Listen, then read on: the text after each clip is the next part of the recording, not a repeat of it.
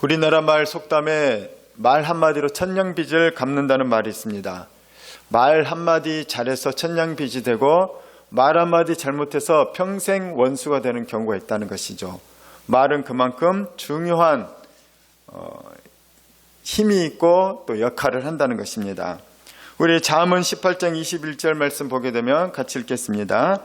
죽고 사는 것이 혀의 힘에 달렸나니 혀를 쓰기 좋아하는 자는 혀의 열매를 맺느니라. 내 입술, 내가 하는 말에 죽고 살리는 권세가 있다는 것입니다. 내가 하는 말 때문에 누군가는 죽고 내가 하는 말 때문에 누군가는 살 수 있다는 것이죠. 저는 우리가 살리는 말을 하기 축복합니다. 데이시 세퍼드라는 사람이 쓴 3가지 황금문이라는 책이 있습니다. 이 데이시 세퍼드는 자기 책에서 언어 생활에 대해서 이렇게 얘기를 합니다. 우리는 말하기 전에 3가지 문을 통과해야 된다. 3가지 문을 통과했을 때 말하라는 것입니다. 첫 번째 문은 뭐냐면 그것은 참말인가? 확인되지 않은 루머, 가짜뉴스 이런 것을 가지고 말을 함부로 옮기지 말라는 것이죠. 그것이 사실일 경우 참말일 때 말을 하라는 것입니다. 확인되지도 않은 사실을 사실인 양 많은 사람에게 흥분케 하고 떠버리는 것은 좋지 않다는 거죠. 요즘에 SNS에 너무 가짜 뉴스가 많은데 우리들은 그것을 잘 분별하고 정말일 때만 그것을 옮겨야 된다는 것이죠. 다른 사람에게도 마찬가지예요. 누군가가 안 좋은 A라는 사람이 C라는 사람에 대해서 안 좋은 얘기를 해요. 그러면은 그 C라는 사람한테 확인을 해야 된다는 거예요. 또는 다른 일도 확인하고 그러고 나서 말을 해야지 그냥 누구 말만 듣고 그 사람 나쁜 사람이야 이렇게 함부로 나쁜 사람 만들어서는 안 된다는 것입니다. 첫 번째는 그것이 참말인가 사실인가 분명히 확인을 하고 말을 전하고 첫 번째 관문은 그것이고 두 번째 관문은 뭐냐면 설사 그 말이 사실이고 참말일지라도 정말 지금 필요한 말인가 이거라는 겁니다. 아무리 사실이어도 필요하지 않은 말은 하지 말라는 겁니다. 맞는 말이지만 지금 해야 될 때가 있고 나중에 해야 될 때가 있다는 것이죠. 맞는 말이지만은 절제해야 될 때가 있다는 것입니다. 중요한 것은 사실인가 사실이 아닌가가 첫 번째이고 그 다음에 또 중요한 것은 내가 하는 이 말이 상대방을 살리는 말인가 죽이는 말이라는 거예요. 맞는 말이지만 죽이는 말이 있습니다. 맞는 말이지만은 의욕을 꺾는 말이 있고 맞는 말이지만은 상대방으로 하여금 단절시키는 말이 있다는 것이죠. 맞는 말이지만은 지금 해야 될 말인가 나중에 해야 될 말인가 맞는 말이지만은 이것을 좀 기다려야 될 것인가 더 생각해야 될 것인가 내가 하는 말이 살리는 말인가 그래서 내가 하는 지금 말이 맞는 말이지만은 분위기를 죽이는 말이 있지 않습니까? 맞는 말이지만은 분위기를 죽이고 사람을 죽이고 다른 사람에 대해서 상처를 입히는 말이 있다는 거예요. 그 맞는 말이 중요한 게 아니라 살리는 말인가 적절한 말인가 이것이 두 번째 관문이라는 것입니다.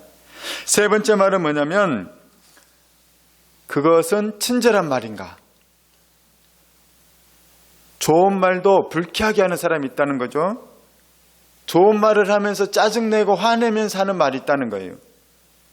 좋은 말이지만은 지금 필요한 말이지만은 친절하게 말하라는 것입니다. 물론 급할 때가 있어요. 아이가 공을 잡으려고 찻길로 공을 따라서 뛰어갈 때가 있습니다. 그럴 때는 아이에게 크게 소리를 쳐야 돼요. 안 돼! 가면 안 돼! 멈춰! 이거는 친절한 말일 수가 없죠. 그럴 땐 다급한 말, 큰 소리도 해야 될 때가 있어요. 그럴 때도 있지만 일상적인 보통 때는 친절한 말을 훈련해야 된다는 거예요.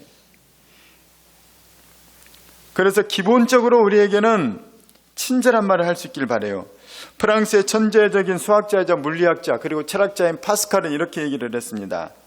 따뜻한 말들은 많은 비용이 들지 않지만 많은 것을 이룬다. 따뜻한 말이 많은 것을 이룬다는 거예요. 자, 우리 이 3가지 황금문이 뭐라고 했습니까? 첫 번째, 그것은 참말인가? 두 번째, 그것은 필요한 말인가? 세 번째, 그것은 친절한 말인가? 이 세 가지 관문을 지나서 말을 하게 되면은 그때는 사람이 말을 할까 말까 그러지 말고 담대하게 얘기하라는 거예요. 이 세 가지 관문을 지냈으면. 제가 참 좋아하는 성경 말씀 구절이 있는데 잠언 25장 11절입니다. 경우에 합당한 말은 아로 새긴 음쟁반의 금사관이라. 같이 한번 읽겠습니다. 시작. 경우에 합당한 말은 아로 새긴 음쟁반의 금사관이라. 우리는 잘 보지는 못했지만 상상할 수는 있습니다. 예쁜 장식, 고대 2000년 전에 아로 새긴 은쟁반은 너무나도 아름다운 쟁반인 거예요. 그 은쟁반 위에 금으로 된 사과가 있다는 것입니다. 반짝반짝하면서도 예쁜 사과가 있는 거예요. 그런데 그 당시에 최고의 예술 작품인 거예요. 우리로 치면 피카소의 작품, 레오나르도 다빈치의 그런 귀중한 작품이죠. 그런 멋진 예술 작품과 똑같은 것이 있는데 그렇게 아름다운 게 있는데 뭐냐면 그거는 경우에 합당한 말이라는 거예요. 경우에 합당한 말은 그 어떤 예술 작품과 비교할 수 없을 만큼 참 아름다운 것이 바로 경우에 합당한 말이라는 겁니다. 경우에 합당한 말이 무엇일까요? 경우에 합당하다는 것은 나 혼자 너무 말을 많이 하는 것도 아니고 너무 말을 적게 하는 것도 아닌 거예요. 그러니까 여러 6명이 있으면은 6분의 1만 얘기하는 걸 기본으로 삼으라는 거예요. 할렐루야. 우리 여러분 조모임에서 참고하시기 바라요. 그래서 6분의 1을 다 정확하게 그렇게 할 필요는 없어요. 또 성격에 따라서 더 많이 할 사람도 있고 또 지난주 에피소드에 따라서 많이 할 사람도 있고 또 적게 할 사람도 있죠. 그런데 어떤 그 분량이 있다는 것입니다. 6분의 1인데 또 말을 너무 안 하는 것도 그 경우에 합당하지 않다는 것입니다. 그래서 경우에 합당하다는 것은 그 여럿이 어울릴 때 그렇게 많은 사람이 함께 대화에 참여할 수 있도록 하는 것. 이제 그것이 조장의 역할이라고 했죠. 말의 내용도 마찬가지인 거예요. 세계 여행에 대해서 얘기하면, 유럽 여행에 대해서 얘기하면은 유럽 여행에 대해서 얘기할 수 있는 거예요. 저는 유럽에를 다녀오지 않았지만 유럽 여행에 대해서 얘기하면은 저는 유럽 여행에 대해서 얘기할 수가 있어요. 왜냐? 걸어서 세계 속으로 이거를 보기도 했고, 그 다음에 세계사에 관한 책들이나 그 유럽에 가는 책들을 읽었기 때문에 이 유럽에는 다녀오지 않았지만 유럽 여행에 대해서 얘기를 할 수 있는 것입니다. 마찬가지로 문학 작품에 대해서 얘기한다면 많은 문학에 대해서, 철학에 대해서 같이 얘기할 수 있죠. 그렇다면은 경우에 합당하다는 말은 다양한 주제에 대해서 다양하게 얘기를 나눌 수 있는 거예요. 이게 뭐냐면은 우리 그 지성인들이 추구했던 교양이 있는 사람들, 교양이 많다는 건 다양한 방면의 지성이 있는 것이죠. 저는 우리에게 교양이 있기를 축복합니다. 그런데 교양이 없어도 대화하기가 참 즐거운 사람이 있어요. 아는 게 많지 않은데 유럽에 대해서 별로 몰라요. 문학에 대해서도 별로 몰라요. 그런데 그 사람하고 이야기하고 싶은 거예요. 누군지 압니까? 경청과 공감을 잘하는 사람들이. 유럽을 몰라요. 문학을 몰라요. 그런데 모르니까 물어보는 거예요. 물어보니까 내가 아는 걸 막 얘기하고 싶어서 얘기하는데, 신나게 얘기하는데 잘 들어주는 거예요. 그러니까 그 사람은 유럽도 모르고 문학도 모르는데 같이 대화하면 즐거운 겁니다. 이것이 바로 경우에 합당한 것이에요. 저는 여러분이 교양을 갖추면 좋지만 혹시 교양이 부족할지라도 경청을 잘할 수 있길 축복합니다. 그렇게 되면은 우리에게는 이 사람은 참 경우에 합당한 말이 있는 거예요. 경청할 때도 그렇군요. 또 요약을 하면서 그러니까 이 말은 그 말인 것이죠. 줄이면 이런 말인 건가요? 이게 이제 경청인 거예요. 같이 따라하거나. 이 경우에 합당한 말을 하는 사람들, 경우에 합당한 말을 하는 사람들은 어딜 가서나 참 그 사람과 얘기하는 것이 좋고 그 사람과 함께 있는 것이 좋다는 것입니다. 그런데 그것이 진짜 지혜이고 능력인 것이죠. 이게 말의 능력인 것입니다. 이 말의 능력, 이런 것들은 우리가 더 한번 능력을 키우기를 원하는데 그것은 더 확장되기 원합니다. 남미의 신학자인 구스타포 구티에레즈라는 사람이 이런 말을 했어요. 남의 손을 씻기다 보면 내 손도 따라서 깨끗해지고, 남의 귀를 즐겁게 해주다 보면 내 귀도 따라서 즐거워지고, 남을 위해 불을 밝히다 보면 내 앞이 먼저 환해지고, 남을 위해 기도를 하다 보면 내 마음이 먼저 밝아진다. 이렇게 먼저 경우합당하다는 것은 나 중심이 아닌 거예요. 나 기분이 이러니까 말 걸지 마. 나 기분이 이러니까 나한테 좀 맞춰줘. 나 기분이 이러니까 나한테 맞는 말만 해줘. 이것은 나 중심인 거고 경우에 합당하지 않은 거예요. 경우에 합당한 것은 서로인 거예요. 서로 함께 보조를 맞춰 나가는 것. 여기에서 나오는 게 뭐냐? 배려인 것이고 존중인 것이고 예의인 것이죠. 다른 사람을 배려하는 거, 이것은 이제 앞으로 미래에서의 경쟁력이 될 거예요. 요즘 젊은 사람들 가운데 이제 배려의 덕목을 가진 사람이 점점 줄어들어 가고 있다고 합니다.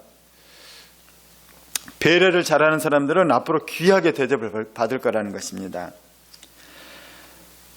이 구테레지의 말에 따르면은 우리가 다른 사람을 살리려고, 다른 사람과 배려하고 함께 하려고 할 때 오히려 그 사람도 살아날 뿐만 아니라 나도 살아난다는 거예요.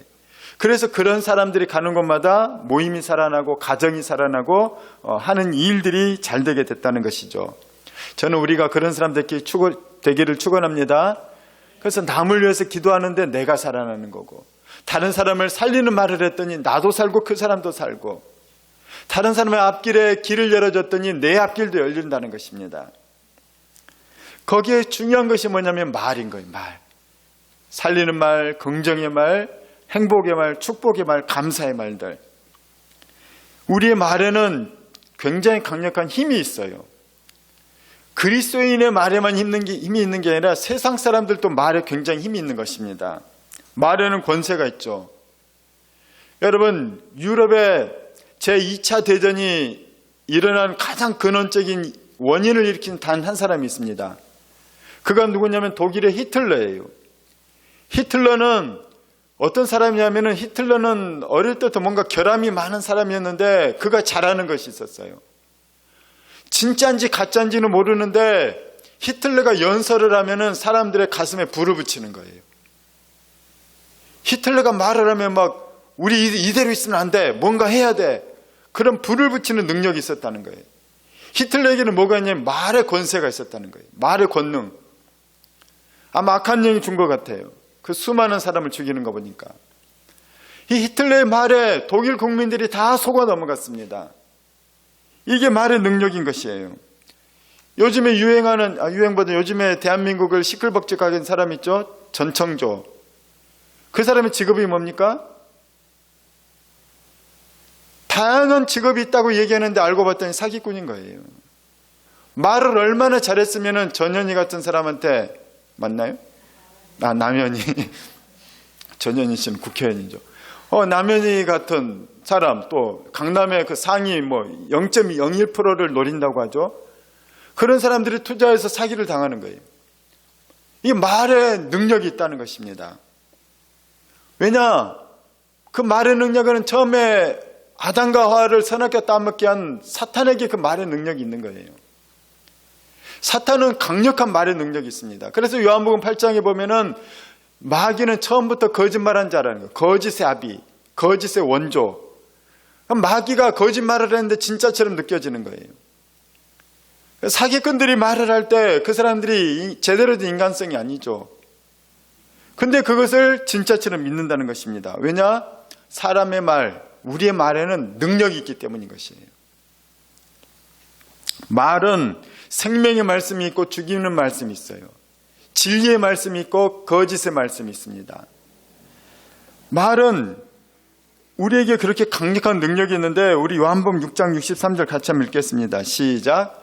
살리는 것은 영이니 육은 무익하니라. 내가 너에게 이른 말은 영이요 생명이라. 우리를 살리는 것은 영인데, 영적인 자격, 영적인 일을 통해서 우리가 살아나요. 우리가 살아나는 일은 영적인 거예요. 그래서 우리 영혼이 살아나면 천국에 들어가는 거고, 우리 영혼이 살아나게 되면 우리의 마음도 육신도 삶도 바뀌는 것입니다. 그래서 살리는 것은 영인 거예요. 그 영에게 역사하는 게 뭐냐면 말이라는 것입니다. 그래서 예수님께서 우리에게 주신 말씀은 바로 영이라는 거예요. 성경 말씀은 영적인 말씀인 것입니다. 우리가 성경의 말씀을 통해서 은혜를 받는 사람은 그렇기 때문에 살아나는 거예요. 영이 살아나는 것입니다. 저 우리가 영이 살아나길 축복합니다. 그래서 우리는 말을 매우 중요하게 해야 돼요. 황금문 3개를 통과해야 되는 것이에요. 히틀러처럼 남을 죽이는 사람이 있고 전청조처럼 사기치는 말을 할 수도 있고 예수님처럼 살리는 말, 사도 바울처럼 살리는 말을 할 수 있다는 것입니다. 성경에서 보게 되면은 우리의 말은 얼마나 중요한지 하나님께서도 우리의 말에 대해서 굉장히 예민하게 반응하셔요. 왜냐? 이 말은 살리기도 하고 죽이기도 하기 때문이에요. 잘못된 말이 퍼지게 되면 이스라엘 백성 전체를 죽여요. 잘못된 말이 퍼지게 되면 교회를 망치게 할 수도 있어요. 잘못된 말이 퍼지게 되면 그 가정을 망치고 인생을 망치기도 한다는 거예요. 그래서 잘못된 말이 퍼지면 안 되기 때문에 하나님께서는 말에 대해서 굉장히 강력하게 이것에 대해서 주의를 주시고 심지어 벌까지 내리시는 겁니다. 하나님께서 이 구약의 이스라엘 백성들이 이집트를 탈출해서 광야를 떠돌게 됐어요. 광야를 떠돌 때 하나님께서 굉장히 중요하게 생각하는 말이 있었는데 뭐냐면 그들의 원망과 불평의 말을 하지 말라는 거예요. 왠 줄 아십니까? 말은 단절시키는 말이 있고 연결시키는 말이 있어요. 단절시킨다는 말은 뭐냐면은 이야기하다 보면 그 사람하고 이야기하고 싶지 않은 사람이 있죠. 왜 이야기하고 싶지 않냐? 부부싸움 할 때도 왜 이야기하고 싶지 않냐? 상대가 뭔가 딱 한마디인데 마음을 확 닫아버리게 하는 말이 있다는 거예요. 대화를 단절시키는 말이 있는 거예요. 그런데 부부 사이에도 내 아내랑 내 남편이랑 이야기 더 하고 싶어. 내일 휴일이니까 더 얘기 좀 하고 차 한잔 마시면 더 얘기하고 싶고, 친구를 만나도 이런 친구는 더 얘기하고 더 만나고 싶은 친구가 있고 이 친구하고는 다시는 보고 싶지 않은 친구가 있다는 거예요. 왜냐? 가장 큰 핵심은 말인 거예요. 말. 이 친구랑 얘기하면은 대화가 확 단절돼 버리고 마음이 확 닫히는 친구가 있고, 이 친구랑 얘기하면은 마음이 막 열리고 더 얘기하고 싶고 연결이 되는 친구가 있다는 거예요. 하나님께 대해서 원망과 불평의 말은 단절시키는 언어인 거예요. 하나님과 관계를 단절시키는 거예요. 그렇지 않아요? 사람들 사이도 그렇지 않습니까? 자꾸 원망하고 불평하면은 잘해주고 싶지 않은 거예요. 단절되는 것입니다. 그런데 감사하다고 하고 고맙다고 하고 막 칭찬하고 그런 마음이 열려가지고 막 계속 만나고 싶은 거예요.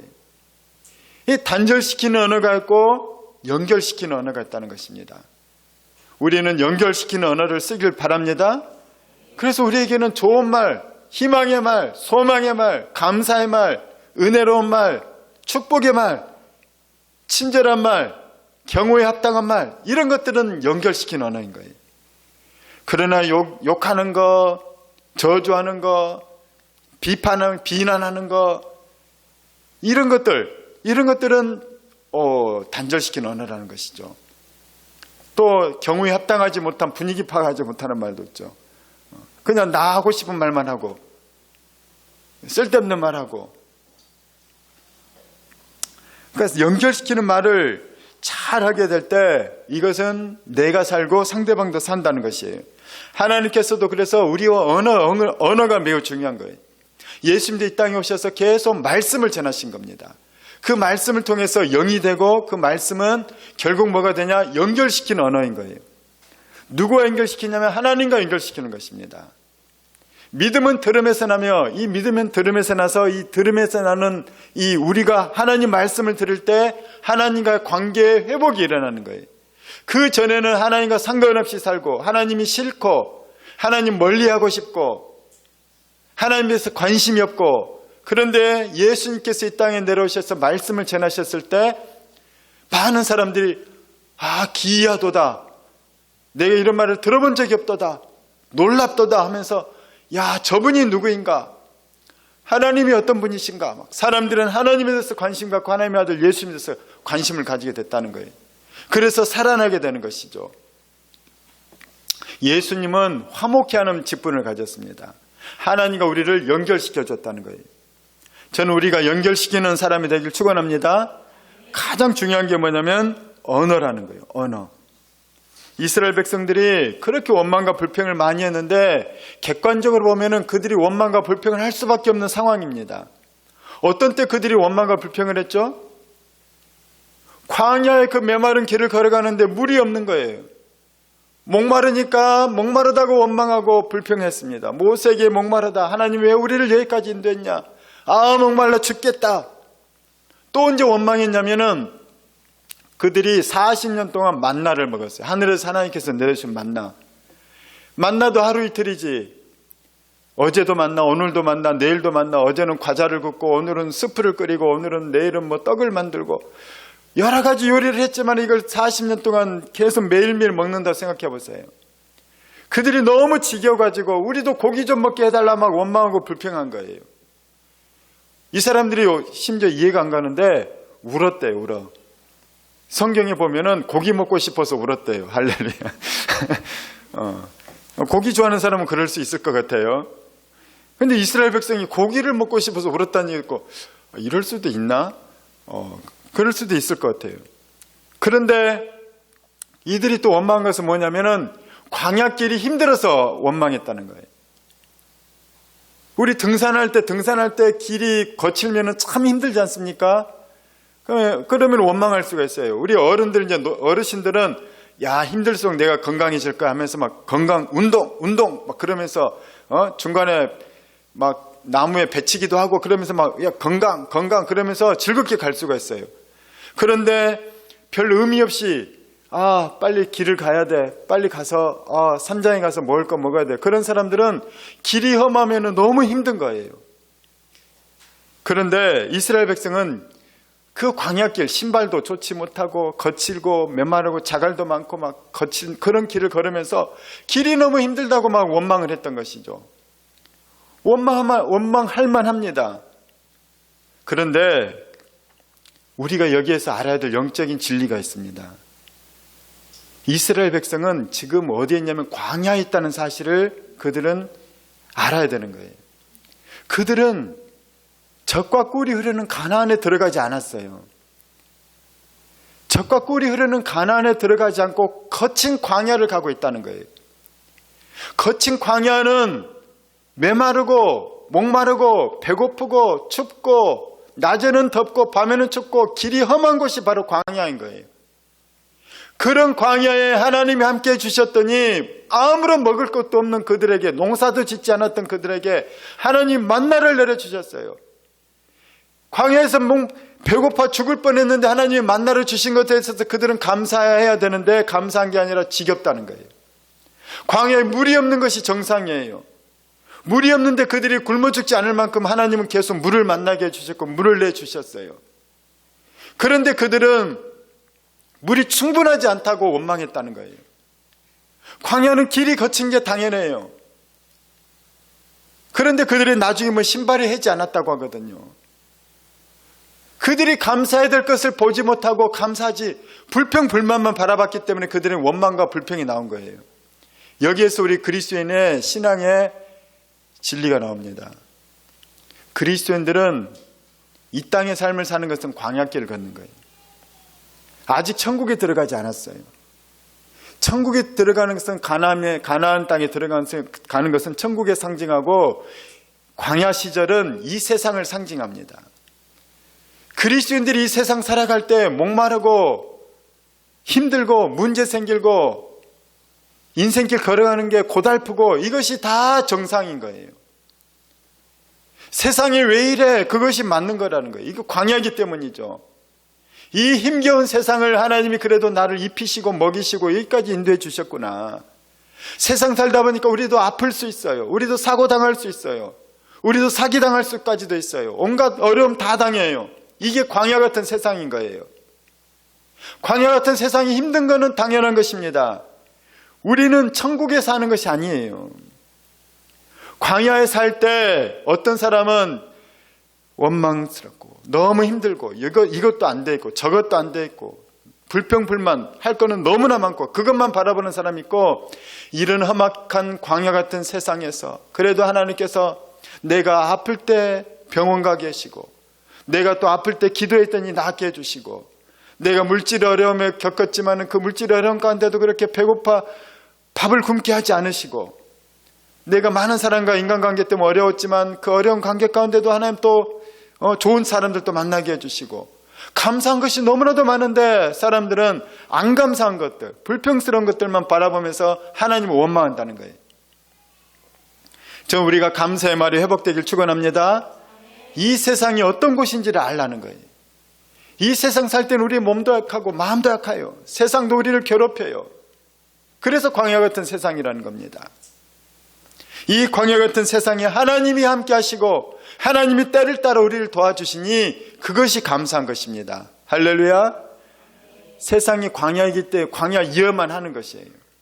이 세상이 천국이면은 우리는 예수님을 더 이상 의지하지 않아요. 이 세상이 천국 같으면 어떻게 우리가 천국을 소망합니까?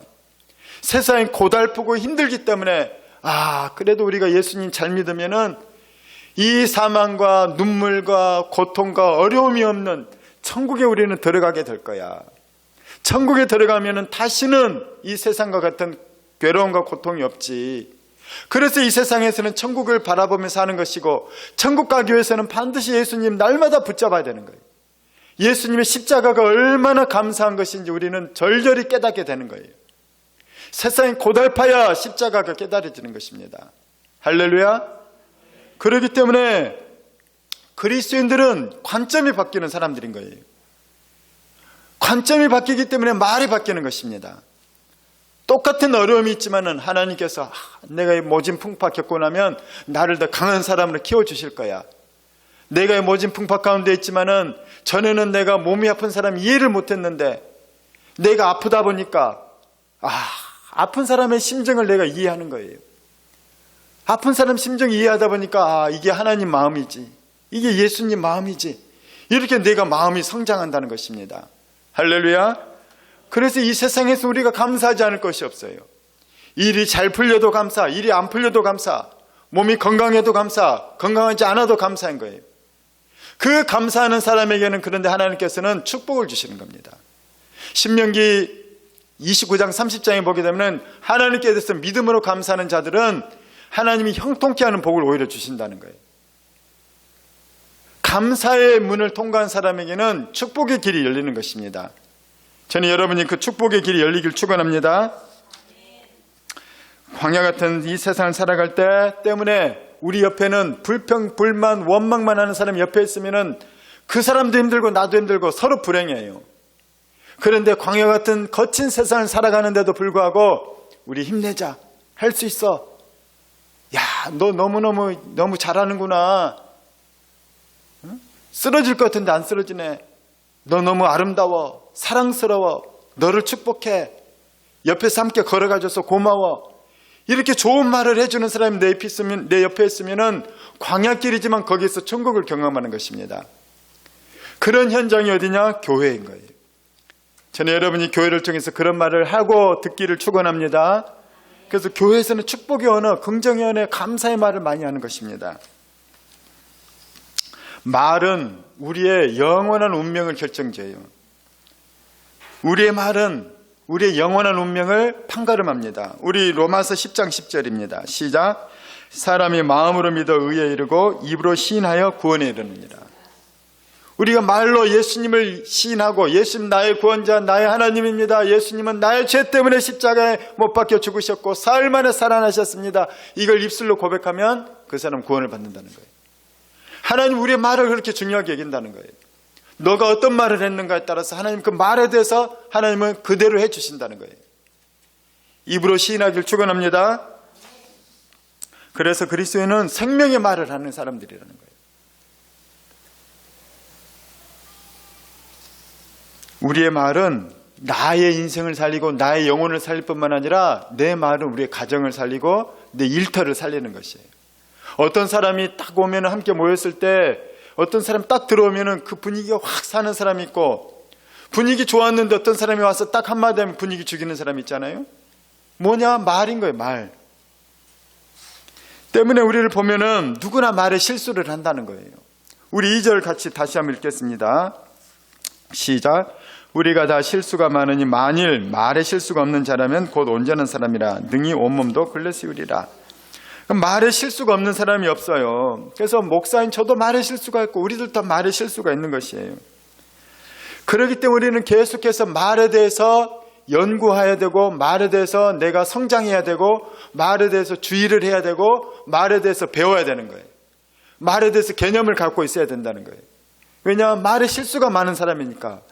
실수가 없으면 우리가 말에 대해서 말할 필요가 없는 것이죠. 오늘 말에 대해서 설교하는 이유는 우리가 다 말에 대한 실수를 하기 때문이에요. 저도 그렇고 우리 모두가 그렇다는 거죠. 그러나 말에 대한 실수 때문에 누군가 죽을 수 있고 누군가 실족할 수도 있기 때문에 이것을 줄이도록 우리는 계속 말에 대한 능력을 키워야 되는 것이죠. 말에는 엄청난 힘이 있다는 거예요. 우리 그림 한번 봅시다. 말의 제갈. 말의 제갈이 뭔지 아시죠? 말의 제갈 그림. 이 제갈이 있기 때문에 기수가 오른쪽으로 당기면 오른쪽으로 말이 가고 왼쪽으로 당기면 왼쪽으로 가는 거예요. 이 제갈이 없으면 말은 이 사람의 말 안 듣습니다. 제갈이 있기 때문에 길이 들여지는 것이죠. 배도 마찬가지죠. 엄청나게 큰 화물선이 있어요. 화물선 그 다음 그림 프로펠러 뒤에 어떤 판이 있죠. 그것이 방향타 키예요.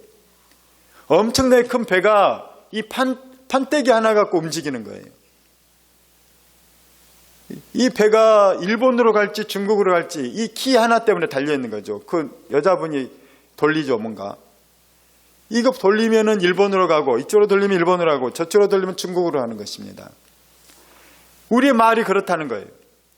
말의 입에 메인 그 제갈, 배의 방향을 움직이는 키, 우리의 입, 우리의 혀가 바로 그런 역할을 한다는 것이죠. 그만큼 우리의 말에는 엄청난 힘이 있고 권세가 있다는 거예요. 그래서 보이는 세계는 보이지 않는 세계가 움직인다는 것이 그 얘기인 거예요. 말이 보입니까? 말은 안 보이는데 말이 세상을 움직여요. 히틀러의 말이 세계 2차 전쟁을 일으켜서 1000만 명 이상의 사람이 죽었습니다. 말이 세상을 움직이는 거예요. 보이지 않는 것이 움직이는 거예요. 우리 히브리서 11장 3절 시작. 믿음으로 모든 세계가 하나님의 말씀으로 지어진 줄 우리가 아나니 보이는 것은 나타난 것으로 말미암아 된 것이 아니니라. 나타나기 이전에 이미 말이 있었다는 거예요. 그래서 하나님께서는 창세기에 보게 되면은 빛이 있으라 하나님이 말씀을 하셨더니 빛이 생기는 거예요. 이것이 하나님의 능력인 거, 하나님의 영역인 거예요. 하나님의 형상을 닮은 인간들에게도 말의 능력이 있는 거예요. 그래서 말의 능력을 말로 먼저 선포하면 그 사람의 말이 생각이 되고 그 사람의 말이 행동이 되고 그 사람의 말이 습관이 되고 그 사람의 말이 운명이 된다는 것입니다. 우리나라 이 아주 그냥 획기적인 굴지전적인 인물이 정주영 회장 유명하지 않습니까? 정주영 회장은 북한에서 내려온 사람이에요. 그가 초등학교도 못 나왔습니다. 근데 현대건설, 현대중공업, 현대증권, 현대자동차 엄청난 큰 그룹을 이루고 전 세계로 수출을 하죠. 전 세계 공장이 있고. 이분은 뭐냐면 그분의 말의 능력이 있더라고요. 말의 능력. 그래서 이분은 유명한 말이 있죠. 그 박사들이 와가지고 회장님 이거 안 될 것 같습니다. 그러면은 정주영 회장이 딱 몰입을 해갖고 집중을 해서 보니까 길이 있는 거예요. 뭐라고 하냐면은 임자 해봤어 그러는 거예요. 말로만 하지 말고 한번 현장에 가가지고 길이 있는지 찾아보라는 거예요. 가봐라는 거예요. 가봐. 가봤더니 길이 있고 가봤더니 방법이 있는 거예요. 말로 자기 인생을 바꾸고 말로 세계적인 기업을 키웠다는 거예요. 그 말 이전에는 보이지 않는 생각의 세계가 물론 있죠. 말에는 권세가 있다는 것입니다. 저 우리에게 그 권세가 있길 축복합니다. 그래서 예수님께서도 그 말의 권세를 제자들에게 가르쳐 주셨어요. 제자들이 이 밤에 배를 타고 건널 때 예수님은 배에서 주무시고 제자들이 배를 타고 가는데 커다란 풍랑이 일어서 배가 막 이리저리 뒤척이면서 배가 막 뒤집힐 지경인 거예요. 풍랑이 일어서 제자들이 너무너무 무서워서 예수님께 주님 우리가 죽겠습니다. 그랬더니 예수님께서 뭐라고 하시는지 우리 누가복음 8장 24절 보겠습니다. 시작. 제자들이 나와 깨워 이르되 주여 주여 우리가 죽겠나이다 한데 예수께서 잠을 깨사 바람과 물결을 꾸짖으시니 이에 그쳐 잔잔하여지더라. 예수님의 창조의 능력의 말씀으로 선포를 합니다. 바다여 잔잔하라, 바람아 잔잔해라. 예수님 말의 선포를 통하여서 바다와 물이 잔잔해졌다는 거예요. 그 예수님은 말로서 사람들을 고쳤어요. 병든 자들에게. 내 믿음이 너를 구원하였도다. 일어나 걸어가라. 너의 소녀야 일어나라. 죽은 소녀가 누워있었던 예수님이 소녀야 일어나라 선포했더니 일어나는 거예요. 죽은 아이가 살아납니다. 죽은 나사로가 그 시체가 이미 무덤에 들어있었더니 나사로야 나오너라 그랬더니 나사로가 살아서 나와요. 말의 권세가 있는 거예요. 그 말의 권세가 예수님에 있는 게 아니라 예수님의 제자들에게도 이어졌습니다. 우리 베드로가 뭐라고 합니까? 우리 사도행전 3장 6에서 8절 시작. 베드로가 이르되 은과 금은 내게 없거니와 내게 있는 이것을 내게 주노니 나사렛 예수 그리스도 이름으로 일어나 걸으라 하고 오른손을 잡아 일으키니 발과 발목이 곧 힘을 얻고 뛰어서서 걸으며 그들과 함께 성전으로 들어가면서 걷기도 하고 뛰기도 하며 하나님을 찬송하니. 예루살렘 성전 앞에서 구걸을 하던 안진뱅이가 있어요. 하반신 마비, 불구자. 하반신 불구자가 구걸을 하면서 평생을 살았습니다. 그때 베드로와 요한이 지나갈 때 그 불구자가 구걸을 하면서 돈을 좀 주기를 원했죠.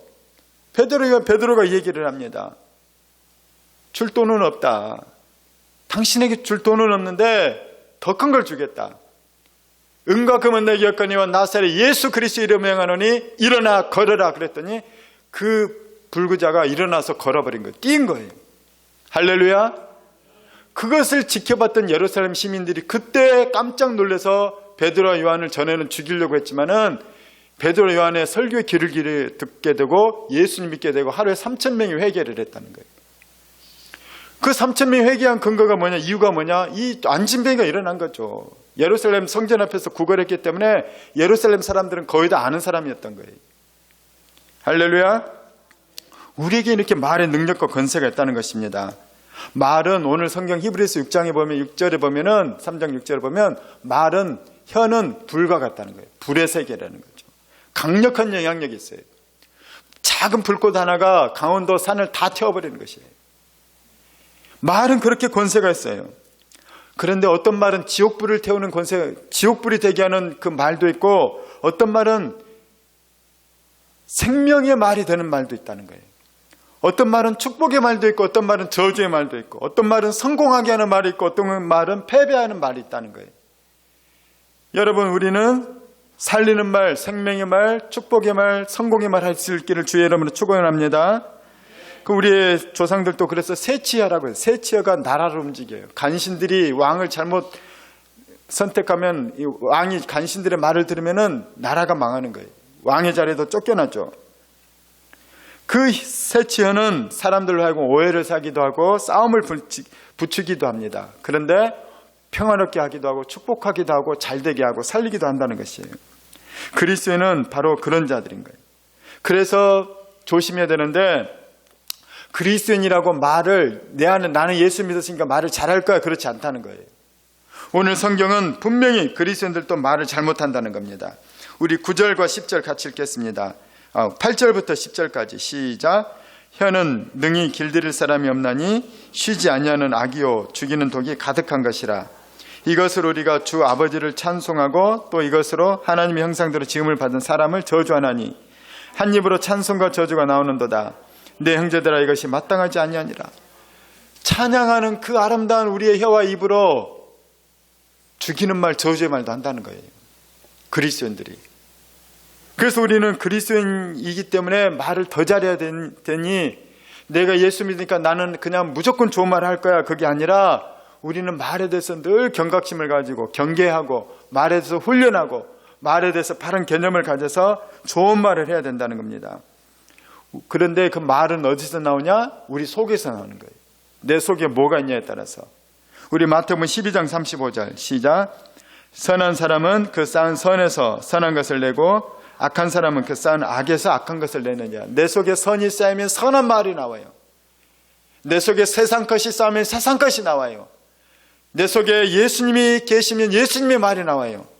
예수님 우리 안에 어떻게 계실까요? 요한복음 1장 1절입니다. 시작.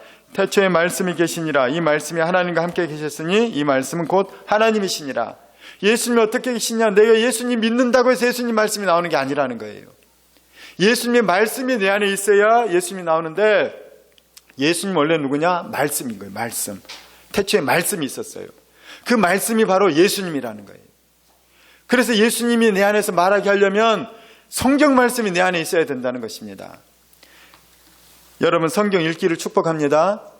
제가 어제도 조혜련 씨의 어제 다니엘 기도회를 들었더니, 내가 이분이 너무 세서 뭐 좀 그럴까 했더니 은혜가 있더라고요, 이분이. 내가 이제 봤더니 이분이 성경을 진짜 열심히 읽었더라고요. 예수 믿은 지도 얼마 되지 않았는데. 그런데 어머니는 더 하시더라고요. 어머니는 예수 믿고 나서 55일 만에 성경을 읽독을 했대요. 하루 10시간씩 성경 읽었대요. 근데 어머니가 초등학교도 안 나오는 분이라는 거예요. 나이 드신 할머니가 그때 예수 믿기 전에 이게 소변이 안 돼서 소변이 막 새가지고 소변 주머니를 타고 계시던 몸도 불편한 할머니가 앉아가지고 하루에 10시간씩 성경 읽었대요. 엄마 성경 왜 이렇게 많이 읽어? 그랬더니 내가 하나님도 모르는데 어떻게 기도할 수 있겠냐. 내가 하나님을 알고 기도해야지. 그래서 하나님을 알라고 성경 읽었다는 거예요. 그리고 나서 그 어머니가 굉장히 독실한 불교 신자였는데 나중에 뭐라고 고백하냐면 진짜 성숙한 고백을 하더라고요. 그 할머니가 77세에 예수님 믿은 할머니가 얼마나 성숙한 말을 하냐면, 내가 이 나이에 하나님 믿은 게 너무 억울하다. 내가 이제라도 하나님 믿었으니까, 내가 성경을 알아서 하나님을 알게 됐으니까 내가 이제 예수 믿지 않는 다른 사람을 위해서 기도할 거라는 거예요. 내가 이제라도 이 나라와 민족을 위해서 기도할 거라는 거예요. 77세 된 할머니가 나라와 민족을 위해서 기도한대요. 할렐루야. 평생 자식만 위해서 살았던 것이 억울하다는 거예요. 평생 아들 자식 내 새끼. 그 할머니가 그렇게 산 것이 그렇게 또 가족을 사랑하긴 해야 돼요. 근데 그렇게만 산 것이 억울하다는 거예요. 내가 예수도 모르고 나라와 민족을 위해서도 기도하지도 않고. 성경 읽으시길 축원합니다. 내 안에 성경이 가득해야 예수님의 말이 내 안에서 나오는 거예요. 성경을 읽고 성경을 묵상하고 성경을 암송할 때 나는 예수의 사람이 되고 내 안에서 생명의 언어, 살리는 언어가 나오게 되는 거예요. 말씀뿐만 아닌 거예요. 또 하나 중요한 것은 우리 영이 지배를 당해야 됩니다. 우리는 늘 육신의 소욕에 지배를 당하고 있어요. 성령이 지배를 해야 돼요. 우리를, 성령이. 근데 말씀이 충만한 사람은 또 성령 충만할 수 있는 것입니다. 그래서 성령이 내 생각을 시시때때로 나를 지배할 때 성령의 사람은 성령의 말을 하게 돼 있어요. 육신에 사로잡힌 사람은 육신의 말을 하게 돼 있고 세상의 말을 하게 돼 있고, 성령에 사로잡힌 사람은 성령의 언어, 살리는 언어, 축복의 언어, 경우에 합당한 말, 은혜로운 말, 이런 말을 하게 돼 있다는 거예요. 그런 말을 하는 사람은 어디서나 살리는 사람, 축복이 흘러가게 하는 사람, 축복의 통로가 된다는 것이죠. 세상은 바로 그런 말을 하는 사람을 찾고 있고 기다리는 것입니다. 저는 여러분 모두가 그 사람 되길 주의 이름으로 축원합니다.